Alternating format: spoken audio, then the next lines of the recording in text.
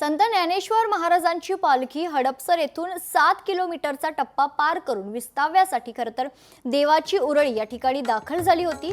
विसावा घेऊन सासवडच्या दिशेने मार्गस्थ झालेली आहे। याचाच आढावा घेतला आहे आमचे प्रतिनिधी चंद्रशेखर भांगे यांनी।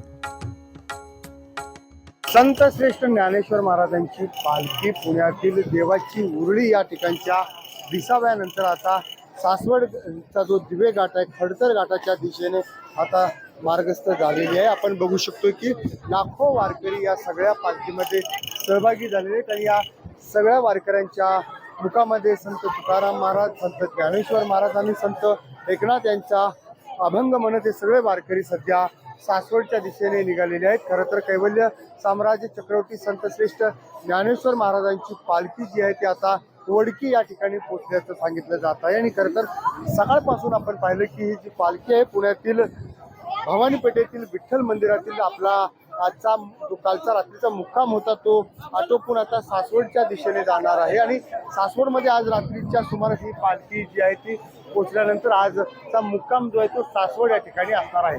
लोकशाहीसाठी चंद्रशेखर भांगे, उरळी देवाची, पुणे।